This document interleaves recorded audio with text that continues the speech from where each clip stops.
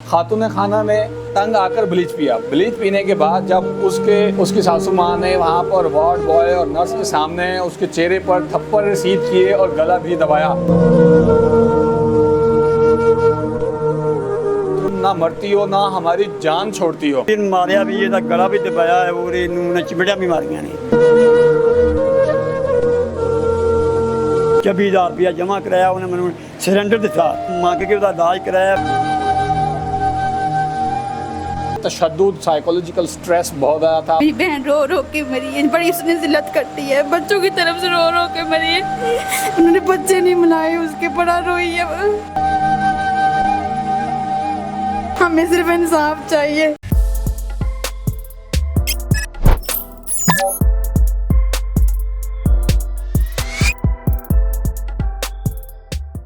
अस्सलाम वालेकुम नाज़रीन, मैं हूं अब्दुल्ला चौधरी और आप देख रहे हैं मेरा ऑफिशियल चैनल। नाज़रीन, तहमीना नामी खातून की शादी हुई 6-7 साल पहले। 3 बच्चे थे, एक बच्चा फौत हो गया। शादी अपनी फुफ्फो के घर। सासू माँ और शोहर जो है बहुत ज़्यादा जुल्म और ज़्यादतियाँ करते थे, तशद्दुद करते थे, मारते थे।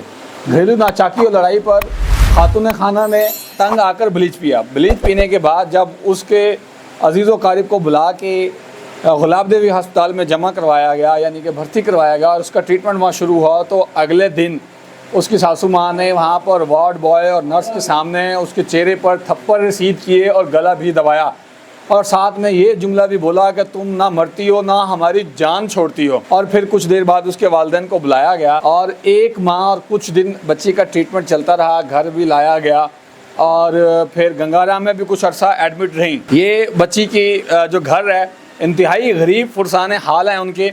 और जब बातचीत की गई, पता चला तो उस बच्ची की जो है उस जुल्म और ज़्यादतियों की वजह से साइकोलॉजिकली वो अपने आप को स्ट्रॉन्ग ना कर सकी और जो ब्लीच था वो जिस्म के अंदर अंदर गलता सड़ता गया और कुछ अर्सा पहले उनकी वफ़ात हो गई। वो फौत हो गई और उल्टा उसी के ससुराल वालों ने इनके ऊपर FIR करवाने की कोशिश भी की। जब इनके वालिद साहब ने, तमीना के वालिद साहब ने इंस्पेक्टर से जाके बात की, FIR करवाई, तो उन्होंने सिर्फ एप्लीकेशन ले ली है जो कि कंप्यूटराइज एप्लीकेशन होती है।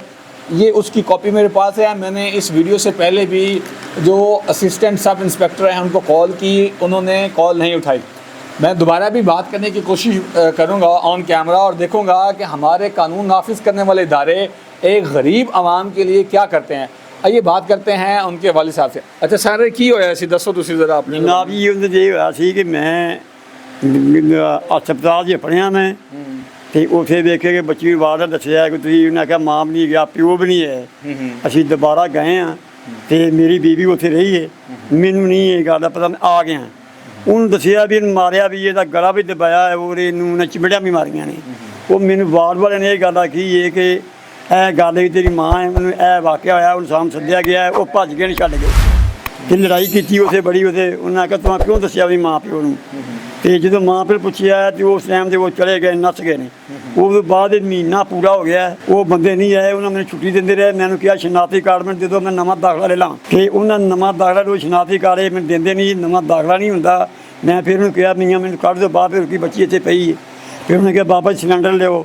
ਫਿਰ ਸਿਲੰਡਰ ਦੀ ਮੈਂ ਦਰਖਾਸਤ ਦਿੱਤੀ ਹੈ।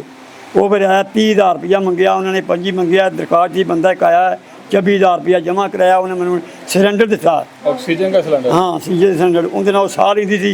बच्ची ने मैंने दसिया पुत्त की होया, कहनी अब्बा मैं टैसट कराए ने, टैसटां दे विच TB नहीं आया। उस टैसट दे विच 15,000 टैसट कराया, उनदे विच ये आया है कि फिफरे गल गए ने। अच्छा, वो 2 फिफरे कटे गए ने। गुरदू होया, उन्होंने जो किया मामला उन्हें बचाने वास्ते किया। ये गल की मैं तख्त नहीं करता कि बाकी ये काम किया कि जुल्म किया भी क्यों नस के गए हैं, क्यों मैंने इन्ना खर्चा किया। मैं मंग के उसका इलाज कराया। मेरे भैन ने, मेरे भरावां ने, मेरे भाइयों ने मैंने दे के तुमका कर्जा कोई लाख रुपये तक मैं अपड़ गया।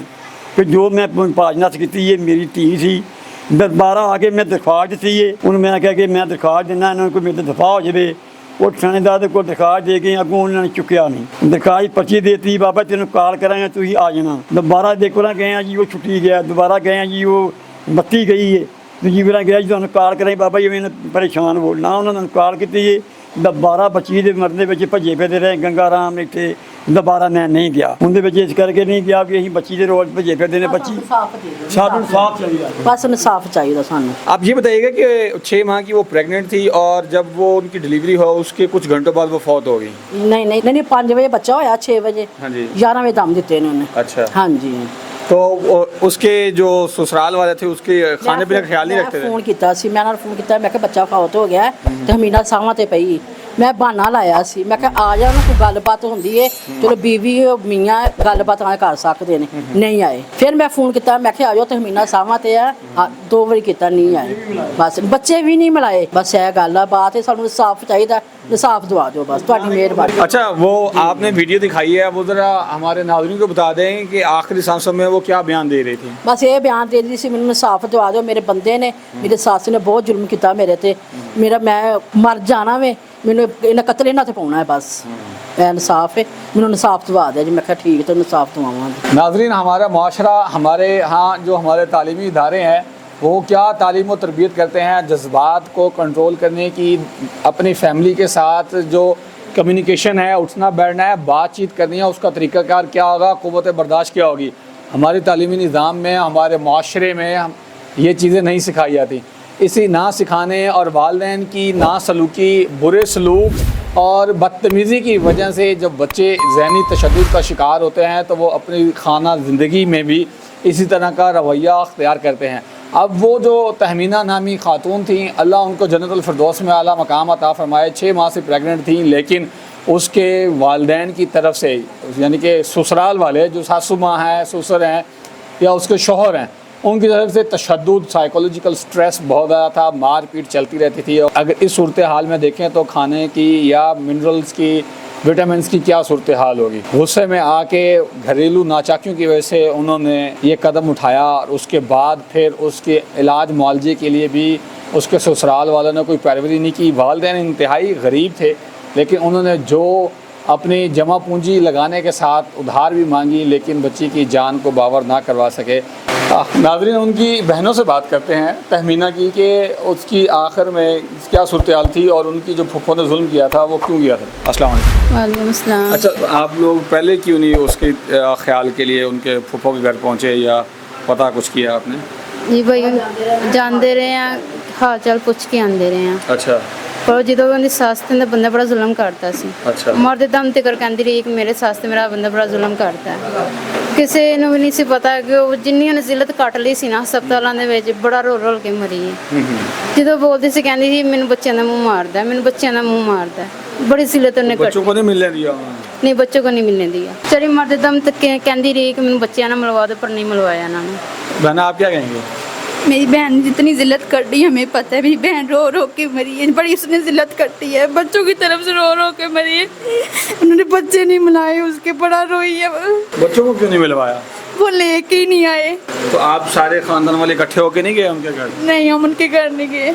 बड़ा रोई है, मेरी बहन ने बड़ी जिल्लत करती है, हमें सिर्फ इंसाफ चाहिए। अल्लाह आप लोगों को सब्र दे। बहना, आप क्या कहेंगे? जी सी यही कहांगे, बच्चा इंसाफ चाहिए। बच्ची ने बयान दे के गई है, वो होती उन्हें मेरे साढ़े बाप ने बहुत ज़्यादा किया, लेकिन इनके सानू इंसाफ चाहिए। आप क्या लगती हैं उनकी? भैन लगती है। तो उसको बच्चों को नहीं मिलने दिया था आखिर में? नहीं, आप लोगों ने रब्ता नहीं किया उसके? आपको मैं आती रही अस्पताल में, ਉਹਦੇ लागे ही रहनी है, अच्छा ਉਹਦੇ लागे ही रहती सां। सारा कुछ ही ਉਹ ਦੱਸਦੀ ਰਹੀ, ਵਾੜ ਵਾਲਿਆਂ ਨੇ ਰੌਲਾ ਪਾਇਆ। अच्छा ਅਸੀਂ ਗਏ, ਸਾਨੂੰ ਦੱਸਿਆ, ਮੈਂ ਪੁੱਫੋ ਆਪਣੀ ਨੂੰ ਬੁਲਾਇਆ। ਪੁੱਫੋ ਮੇਰੀ ਕਹਿੰਦੀ ਮੈਂ ਜ਼ੁਲਮ ਨਹੀਂ ਕੀਤਾ ਹੈਗਾ, ਮੇਰੇ ਤੇ ਨਿਜ਼ਾਮ ਲੱਗਾ। ਉਹ ਆਂਦੀ ਨਿਜ਼ਾਮ ਨਹੀਂ ਲੱਗਾ ਹੈਗਾ, ਸਹੀ ਕਿਹਾ।